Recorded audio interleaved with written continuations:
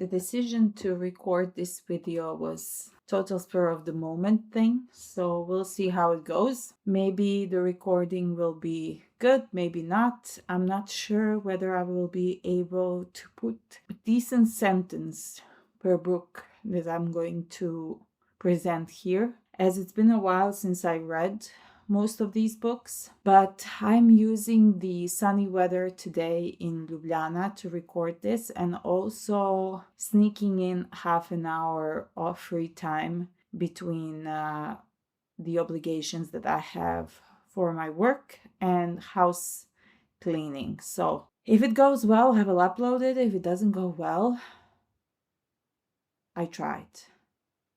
And that's all we can do. We can try. So it's been a while for me, maybe for you. I don't know if you've been eagerly waiting for another video. However it may be, here I am in my casual house outfit, going to present some books that I read since September that I've never spoken about on this channel. Some of them are really, really recent reads, and some of them are far, far distant reads. See how it goes. So first one I am talking about is The Well of Tapped. What the hell does it say here? The Well of Trapped Words by Sema Kaigusus, translated by Maureen Freely. It is a winner of English Pen Awards, and it is a collection of short stories. This is the only book from this pile that I DNF'd. I have to say this was too magical realism for me. Magical realism doesn't work for me, unfortunately. I'm sorry. I know maybe you want to contemplate my demise now, but I'm not a fan of it, and this was too magical realism-y, and it just didn't work for me. I am going, however, to give this book to someone who likes that literary genre, so yeah, maybe they will enjoy it more than I did. Next one is Notes on Suicide. Can you read this? By Simone Critchley, or Simon Critchley. This is basically a study of suicide through history, a social understanding of suicide, medical understanding of suicide, and historical differences of how suicide is perceived. It is a very well thought out topic, and he uses different authors, different sources to make his argument. And I have to say, even though this book might be a little bit bleak, and the topic that it's tackling, it was done with a lot of care and thought, and I really enjoyed reading it. Another reason for that is also because the author is giving his own, sharing his own experience with suicide and mental illness. So that's Notes on Suicide for you. Next one is The Book of Disappearance by Ibtisam Azem. I have to say that this book is probably my favorite book for last year of all the books that I read. It didn't disappoint at all. The hype was correct. The translation is brilliant. The storyline is brilliant. I have to say Ibtisam is a wonderful interpreter of societal schizophrenia that Israel has been going through. I really enjoyed how she describes the detachment that Israeli society has from the Palestinians and the onslaught of this paranoia that begins right from the first page. What this book is about, it's basically about two protagonists. One of them is a Palestinian born in Israel, and the other one is an Israeli. He's a journalist, and we are seeing a situation, or more like an event, through the eyes of the Israeli protagonist, who is telling a story also by reading a diary of his Palestinian friend. And we see in moments where Israeli society is completely detached from Palestinians, they don't really know anything about how Palestinians live in occupied territories, how they live in Gaza. Their understanding of Palestinian life is rooted in the government propaganda, and none of them are actually questioning the government's motivation behind the certain presentation of Palestinians. I really enjoyed this, even though it's heartbreaking. It was a very, very good book. Next one, and I haven't seen this one anywhere, not even on Instagram or Bookstagram. Maybe I'm just not in the right circles. But this is Margarita Garcia Robayo, The Delivery, translated by Megan McDowell. This is a book about a woman who is an immigrant in Argentina. She's from Colombia, and she is receiving packages from her sister, and that's how the book starts. And the package that she received sort of opens up this very painful secret about the familial relations. And also, we see her exploring her own position as an immigrant in Argentina and how she's sort of stuck in between her home country, country of her birth, and the country where she lives at the moment, how she doesn't feel like she belongs in either of those places, and yet she has to choose one and where she's going to make her life. I have to say, I didn't really enjoy the ending. I felt it was a little bit rushed and it wasn't very innovative in a way. It felt like it was a way to just kind of finish it due to the lack of creativity to come up with a different ending. So, yeah. I mean, I enjoyed reading the whole book, but the ending was just not, I felt like it was rather weak. Next book is White on White by Ayşegül Savaş, and I'm pretty sure most of you who are following this kind of channels like mine, you are familiar with this novel. It's about a young woman who's a PhD artist. She's a PhD student, and she is going to Paris to complete her dissertation on the topic of, if I remember correctly, it was sculptures, medieval sculptures. For me, this was particularly interesting because she's a PhD student, although we dabble in different topics, but still the process is the same. And I really enjoyed parts where she's talking about her relationship with her mentor. I would have liked to see more of that in the novel.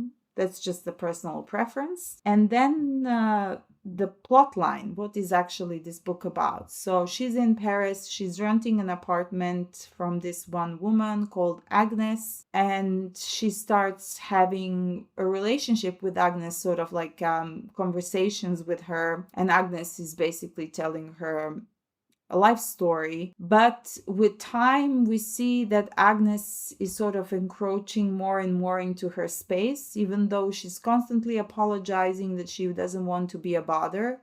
She is. And our character, does she have a name? I don't remember her name. If she has, I forgot. It's been a while. So our PhD student, is sort of trying to find different reasons in order to avoid Agnes, but at the same time, she feels pretty bad because of that. Yet again, the ending was a little bit meh for me. I didn't really, it felt sort of like a cliffhanger, and it was not a resolution. It just didn't bring forth to the climax that it was building up to. And yeah, I was a little bit disappointed, but other than that, I really enjoyed it, and I really, really like the writing of Ayşegül Savaş. And I have her other novel here somewhere on the pile. So I'll be getting to that at some point as well. Another Fitzcarraldo edition. This book, I have not seen her anywhere. It's been recently published. Hold on, let me check that. Yes, no? Where is the information about the publication? It was published in 2023, the English translation. So this is Living Things by Munir Hachemi. It's also winner of the English Pen Award, and the translator is Julia Sanchez. This book is following four friends on their summer holiday or workation. They have decided to find work in south of France and during the season of picking grapes for wine industry in France. However, this plan doesn't pan out and they end up working in a chicken farm. And this book explores really, really deeply the concept of class, racial structures that exist inside of France and Spain. It sort of also dabbles into the question of, sorry, my arm hurts, dabbles into the question of group dynamic and how group dynamics work. And I felt that Munir was really, really great in tackling the psychology of group dynamic. It felt a little bit like it was a memoir because the author is also the main protagonist, and he's also narrating the story. It's also tackling the topic of corruption, corporations, agriculture, agrobusiness, all these topics that are related, like food industry, agricultural industry, and so on. I felt like it was a really, really powerful book. I would say maybe a new contemporary novel that tackling the problems of the young people that are transitioning from high school to university. I highly recommend this, and I haven't seen it much except on Fitzcarraldo's stories. Pick it up. You won't regret it. I read it in a day, which doesn't happen very often as I am a sloth reader. Next one is Letter to Jimmy, Alan Mabankou. It's translated from French by Sarah Meli Ansari. This is basically like a retelling of James Baldwin's life. It is sort of like a memoir, but the author is writing his own understanding of Baldwin's life. And not only Baldwin's life, but he's interpreting the biographies that he read. He has an extensive bibliography in the back, and he's referencing a lot of the sources that he's using in this letter that he wrote. And he's giving possible interpretations of certain decisions that Baldwin made based on the biographies and the information he collected from these biographies. This was a really, really pleasant read. I accidentally found this book in a bookstore called Hopscotch in Berlin. Highly recommend it. It is the secondhand bookstore. If you ever end up going to Berlin, you should visit it. And the last part was rather interesting. The end of the book, he's talking about, it's postscript, he's talking about how he wanted to dedicate this book to this houseless man he met while he was living in California, and he ended up looking for him for some days until he finally found him. And this man was telling him that he only reads one author. He doesn't read any other authors, and he wanted to bring him the book, but he keeps saying that he reads only one author. Hold on, let me see if I can find the that part. Oh, yeah. It's actually before the postscript. So he's having a conversation with this man and he's asking him why he was not in this one spot where he usually is. He says, "Oh, sometimes I change locations. Last month I dreamed that people were attacking me here, so I went out around Venice Beach to get some rest. It's nice there, but there are too many people. People also trample my sandcastles and I can't read my Ralph Ellison in peace." That's the only author he reads. The author says, "But sometimes you destroy your sandcastles yourself. So I'm the one who built them. I have the right to do what I want with my castles. I just can't tolerate people coming to destroy them. They don't realize how much time it takes me to build them. I'd like to talk to you about someone, an author. This year is the 20th anniversary of his death. James Baldwin? How do you know that?" "It's written right there on the paper you're holding, and I see his picture there too." "Oh, right. Actually, I was just dedicated my letter to Jimmy, to you. The text that I'll publish in France in honor of the author who lived there." "No kidding, but why would you dedicate it to me? I've never read Baldwin. I'll give you one of his books tomorrow. Don't bother. I only read Ralph Ellison. The others aren't my thing." "But why Ralph Ellison?" "Because I'm an invisible man too. I'm white, but I'm really black. And since I'm a white man, people don't see me. They don't see my misery because I'm part of the majority. So for a long time, I've lived this way, hoping that God would give me my true skin color one day. I don't understand." "You can't understand. Come see me tomorrow." "Where?"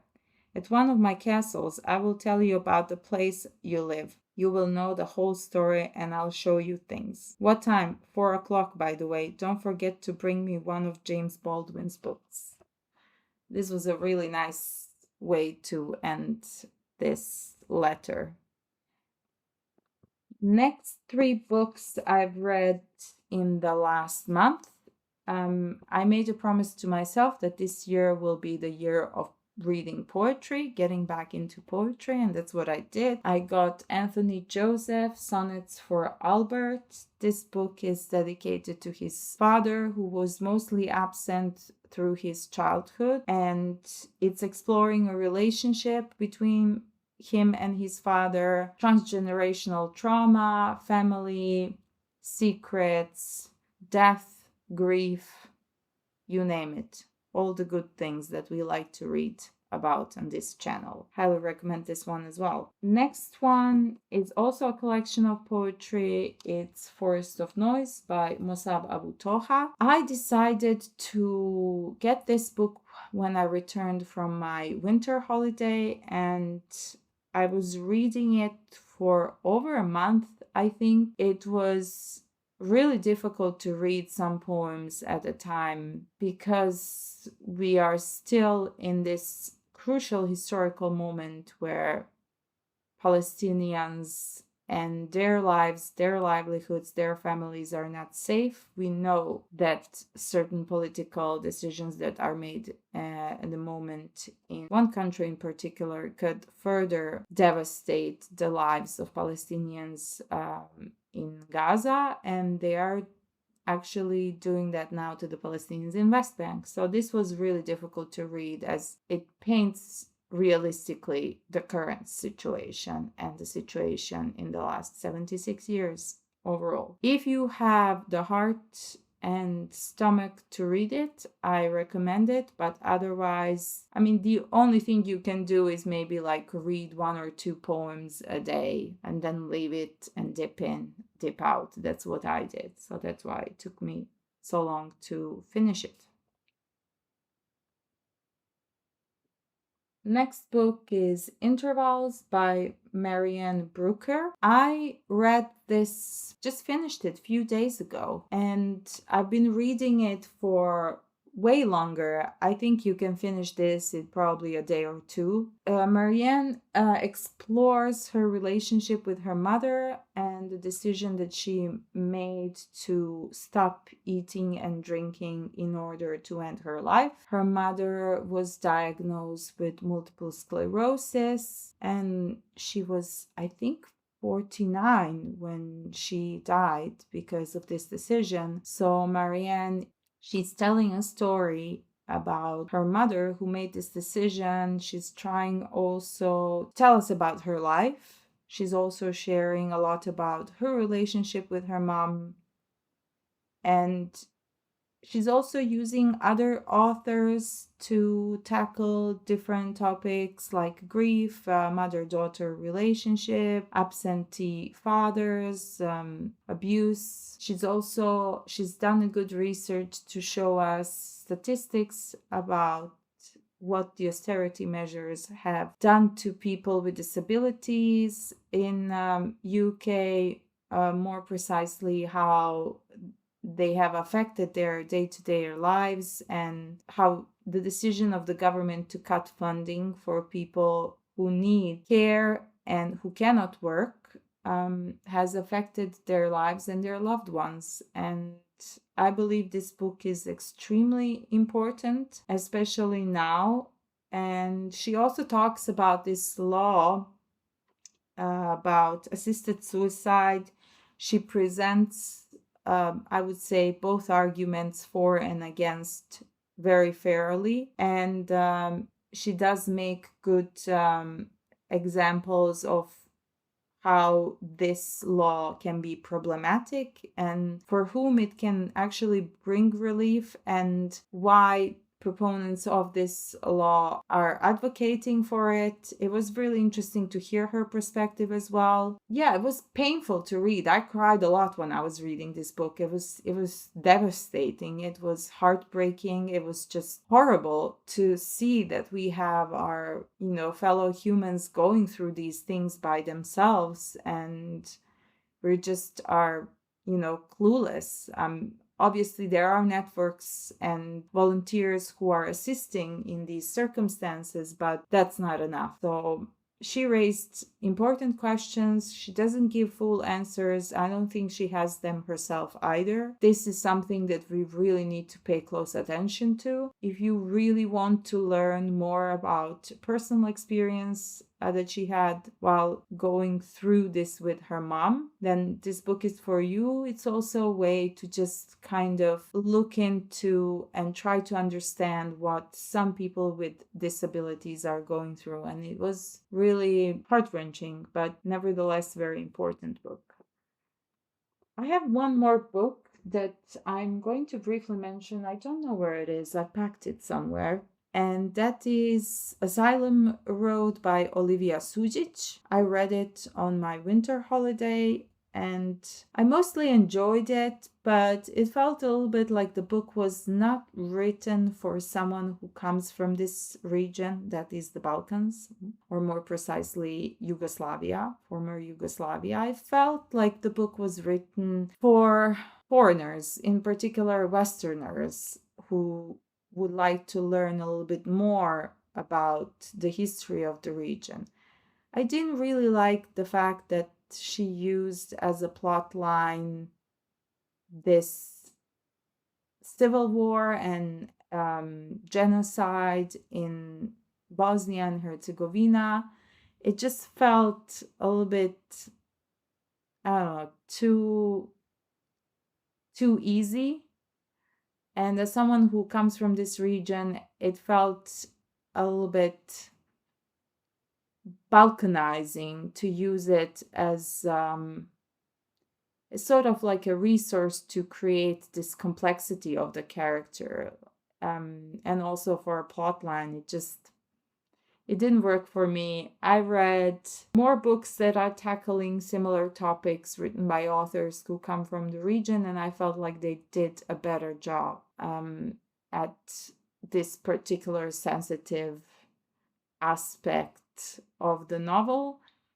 Maybe it's simply something that is more personal. It felt more personal to me. So I just, it felt, like an outsider's perspective, like it really like balkanizing, orientalizing. It was the ending also I didn't like. Again, it felt a little bit lazy and just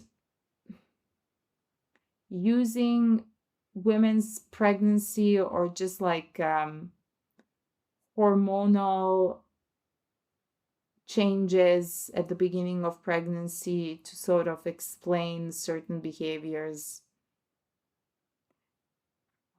Yeah, I didn't like that. I didn't enjoy it. That's it. Those are all the books I read. This video is surprisingly less than 1 hour. Can you believe it? If you stuck around this long, I appreciate it. Thank you so much. I will be posting this within next few days, maybe even tonight. Today is 5th of February, by the way. And from next week, I will be able to post more as I will have my life back, hopefully. I still have to write a paper for the conference that I attended, but hopefully my disposition will be done and over and submitted, and then I can take a breath for a few days before I start writing my paper for the conference. So, thank you so much for watching again, and hope to see you in a video that's not gonna take me to record another month or two, and hope you had a good beginning to the new year. Ciao!